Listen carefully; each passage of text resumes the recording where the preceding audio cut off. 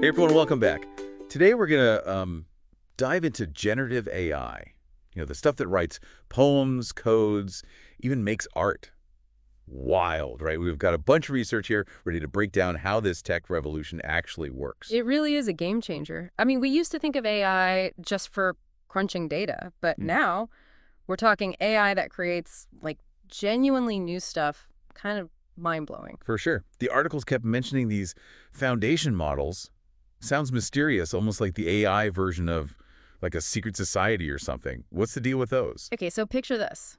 A massive, and I mean huge, neural network. It's been trained on this insane amount of text and code. Like it's absorbed a massive chunk of human knowledge. And that becomes the foundation for all these different tasks. So we're not building a brand new AI every time. We're using these like pre-trained models as a starting point. Exactly. Way faster, way cheaper, and it lets us tackle these crazy, complex problems. That makes sense. And within foundation models, there are LLMs, right? Large language models, the AI wordsmiths. Precisely. GPT-3, Jurassic 1, Claude 2, all those. They get how language works, how to generate text like we do. It's why they're everywhere now. Speaking of GPT-3, I read it has like billions of parameters. Sounds seriously complicated. What does that even mean? It's basically how complex the model is, how many connections there are in that neural network. GPT-3 has a ridiculous 175 billion. Its predecessor, GPT-1, had 117 million. It's like comparing a light bulb to the entire city's power grid. That's a huge jump in, what, just a few years? It makes you wonder what they'll be doing in another couple of years. Right. Exciting and a bit scary. But one thing's for sure, it's moving faster than anything we've ever seen. Okay, but how's it actually being used? Real-world examples. Give us the good stuff. Imagine, say, a bank using an LLM to catch fraud in real time, or a healthcare company using one to speed up how they discover new drugs. High stakes. What about something, a bit more everyday? Think about when you chat with customer service online. Odds are that's an LLM. Or tools that write marketing stuff, even children's stories, that's generative AI in action. Wow, it's everywhere already. But you said these foundation models are trained on tons of data. Like, what kind of data are we even talking about? Depends on the model, but generally it's text code pulled from all over the internet, books, articles, websites, code repositories, you name it. It's like feeding a digital brain with a massive library. And by massive, we're talking Petabytes, even exabytes of data. GPT-3. Trained on something called the Common Crawl. 50 billion web pages. That's a lot. How do we even know it's learning the right stuff with that much info? The million-dollar question, right? It's like a sponge, absorbing everything from the data. So the data quality, absolutely crucial. I see. So we've got these powerful foundation models, and we know LMs are great with language, but the articles mentioned others too, like BERT and Stable Diffusion. What are those all about? Right. LLMs eat all the hype now, but BERT, or bidirectional and total representations from Transformers. Catchy. Yeah, quite the mouthful. But back in 2018, it was revolutionary. 18 feels like forever ago in AI time. What made BERT so special then? It was one of the first to understand a word's context by looking at the words around it in a sentence like we naturally do. Previous models only went one direction, so this was a huge deal. So BERT helped AI get closer to really getting language. What about Stable Diffusion? Sounds kind of sci-fi. Now that one's all about images. While LLMs do text, Stable Diffusion makes crazy realistic pictures from just descriptions. Wait, so if I told it cat wearing a monocle riding a robot unicorn in a rainbow city, it could actually make that image? Pretty much. The detail, the realism, it's nuts. Really pushing what we thought AI could do. This is some seriously cool stuff. The possibilities seem endless.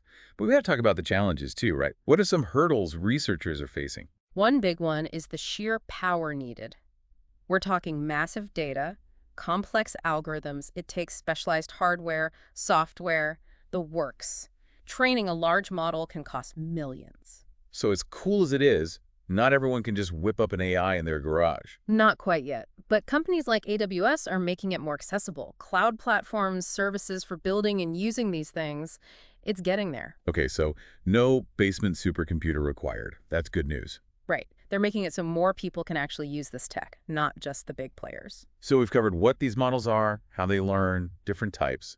But let's get into the nitty-gritty. How do you actually build and train these massive things? Well, it all starts with data. And I mean a lot of data. Gathering it, cleaning it, getting it ready to train the model. Like preparing a gourmet meal for a very picky digital eater. Exactly. The data quality is everything. Then you need the right Neural network structure, got to design the training process. And this is where the data scientists come in, right?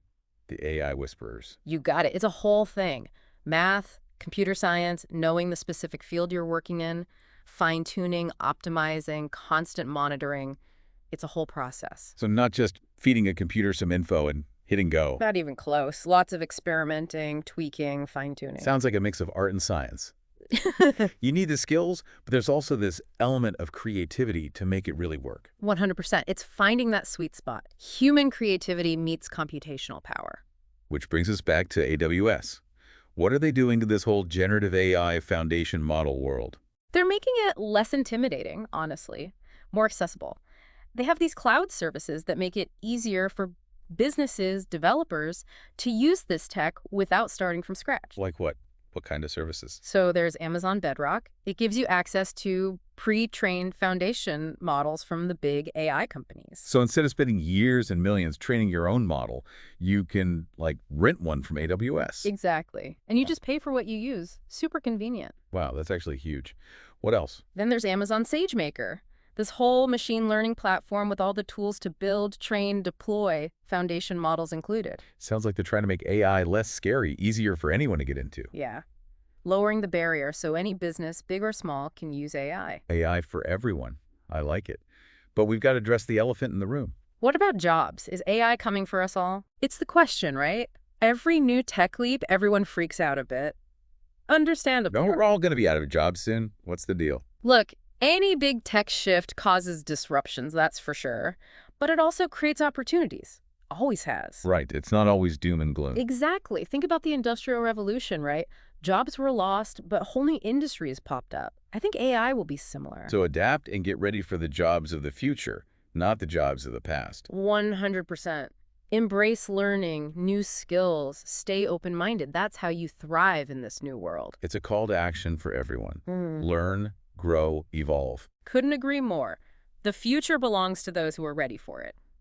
But we've talked a lot about the good. What about the downsides? What keeps you up at night when you think about where AI is going? It's a journey, that's for sure. Speaking of, we've covered what foundation models are, but how about the how? We touched on machine learning. What's that all about? Right. Everyone says machine learning, but I'm not sure I totally get it. How does a machine even learn? Okay, so imagine teaching a kid to ride a bike. You wouldn't give them, like, a physics lecture, right? No way. Trial and error, maybe a few scrapes? Exactly. Machine learning is similar. Instead of programming every single rule, you feed the computer tons of data. It figures out the patterns itself, like showing it thousands of bike riding videos and letting it learn. So we're not telling it what to think, we're showing it how to think. Basically, more data equals better predictions, just like our bike rider getting their balance with practice. Makes sense. But how does this work with generative AI? How do they make poems or paintings? Think of it like this. Generative AI, it's a prediction machine on overdrive. During training, they devour data, learning every hidden pattern. Like those chess computers that have analyzed millions of games. But instead of moves, it's predicting words, music, art. Exactly. And get this, once they've got all that knowledge, they use it to create something new, similar to what they've learned, but not a copy. Whoa, so they're not just repeating stuff, they come up with original ideas. That's the magic. It's Yeah. not about copying humans, it's pushing the limits of creativity, finding completely new possibilities. This is pretty mind-blowing stuff. But how do you measure if an AI's creation is any good? Is there a test for, like, a poem's quality, or if a painting is real art? Ah, the age-old question, right? What even is good art? We've been debating that forever, way before AI showed up. So, no easy answers, no algorithm for judging creativity. Not really. It's subjective, right? Originality, emotional impact, the context. Hard to program that. So for now, we humans are still the judges of what's good and what's not, even if AI made it. For now, yeah. Our senses, our experiences, that's what makes art resonate. But don't dismiss AI art completely. It makes us rethink what's possible, even challenges our definitions of art itself. Another tool in the box, right? Yeah. One that makes us re-examine the whole idea of creativity. I like that. Expanding, not replacing. But enough about art. What about business? How are they using this stuff? Yeah. Give us the business angle. It's changing everything, every industry. Take customer service. Those AI chatbots are everywhere. Encountered a few myself. Do people actually like talking to a bot, though? Are they any good? When they're done right, surprisingly good. Simple questions, people prefer them. They're always there, instant answers, no hold music. Convenience and speed, I get it. But what about the complex stuff, the things that need, like, a human touch? Can AI do that? That's where we still win. Empathy, thinking outside the box, you can't program that. So it's about finding that balance. AI for the routine, humans for the personal touch. Nailed it. It's about creating the best experience, no matter what. Makes sense. What other industries are getting shaken up? Marketing's huge. Personalized messages, those targeted ads, even writing product descriptions or social media posts, it's all AI. Wait, so those catchy slogans popping up on my feed could be written by a bot? Could be. And since AI can analyze so much data, it often spots patterns we miss, making those campaigns even more effective. That's kind of impressive, Yeah. but also a little creepy. What about manipulation? Could it be used for, like, misleading marketing or pushing harmful stereotypes? It's a slippery slope for sure. Yeah. Powerful tools, right? It comes down to responsibility. Companies need to be upfront about using AI and make sure it's ethical, putting the customer first. Transparency and ethics, I love to hear it. So it's not just a free-for-all. People are thinking about this stuff. They are. It's not just can we, but should we. But enough marketing talk. What about coding? Heard about AI that writes software now. Yeah. Is that for real? Are all us writers about to be replaced? Let's just say it's shaking things up. Tools that help write code, find bugs, even generate whole chunks of code from scratch. So instead of spending hours on every line, developers can use AI for the tedious stuff and focus on the bigger picture. Exactly. It frees them up for the creative, complex parts, the strategic thinking. Like an AI assistant making them faster and better. Does that mean human developers are done for? Not at all. There's more to it than just the technical skills. You need creativity, problem solving, understanding human needs, and turning them into code. Humans and AI working together, each playing their part. Exactly. AI automates, humans provide the vision, but this does bring up a big question. What does this mean for everyone's jobs? Are the robots really taking over? The question haunting us all, right? Every new technology, we think, is this it? Is this the end? It's natural to be afraid. But history shows us. Technology disrupts, but it also creates. It's happened again and again. Right, it's not always a loss. The Industrial Revolution, for example. Jobs lost, but then boom, new industries and jobs we couldn't have imagined. I think AI will be the same. So don't be scared, be prepared. Exactly. Learn new things, be open to new possibilities. That's how you thrive. Embrace the change, learn and grow. Yes. The future belongs to those who are ready. But let's step back for a sec. We've talked a lot about the good. But what about the potential downsides of AI? What worries you? It's like that sci-fi movie trope, right? Amazing tech, but then, the downsides. What should we be wary of? One big one is, well, AI could actually make inequality worse. If we're not careful, it could end up making the problems we have even bigger. That's a scary thought. How so? What could that look like? Imagine an AI that's deciding who gets a loan. If it's trained on data that already has bias built in from the real world, it might accidentally make it harder for certain people to get loans, even if they should. So even if nobody's intentionally being unfair, the AI could learn that bias from the data. Exactly. That's why the data we use to train these models, super Yeah. important. Got to watch out for those unintended consequences. It's a good reminder that AI is only as smart or as fair as we make it. 100%. And then there's data privacy, which is huge. These systems can learn so much about us. How do we protect that information? It seems like every day there's a new story about a data breach. Definitely something to watch closely as AI gets more powerful. We need strong rules, ethical guidelines, the whole 9 yards. Got to make sure it's used responsibly, that people's privacy is protected. It's a moving target, right? Yeah, Especially with technology changing so fast. it is. But we can't ignore it. We need to be talking about these risks, the benefits too, and work together. AI should be a good thing for everyone. So it's not just on the tech people to solve this. It's on all of us. 100%. Policymakers, researchers, businesses, everyone's got to be involved. AI needs to benefit humanity, right? Absolutely. You mentioned earlier that AI will create new jobs too, not just take them away. What kind of careers are we talking about? What does the future hold? Oh, it's an exciting time to be getting started. Think about it. As AI gets smarter, we'll need people to design them, build them, train them, and we need people to bridge that gap between humans and machines, making sure it's ethical, responsible, all that.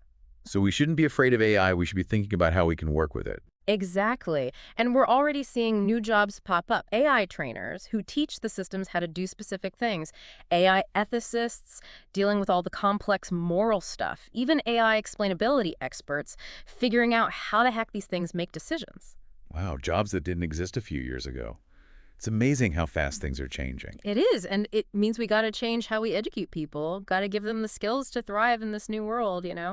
So what skills should people be learning? Is it all coding, or is there more to it? Coding's important, no doubt, but it's not everything. Critical thinking, creativity, problem solving, knowing how to work well with others, those are all essential. So it's that human element that's key. AI can't replace that, at least not yet. Exactly. It's the humans who bring the ingenuity to the table. That's what makes the future so interesting, this partnership between us and AI. That's a great point to end on, I think. We've covered a lot of ground today, from what these models are, how they work, the good, the bad. We're on the edge of something huge here. We are. But, like we've been saying, it's not just about the tech itself, it's how we use it. That's on all of us. Well said. Thanks so much for joining me today, for sharing all this incredible insight with us. Anytime. It's been fun. And all our listeners, thank you for tuning in. Keep those questions coming, keep learning, and stay curious about the future. We'll catch you next time.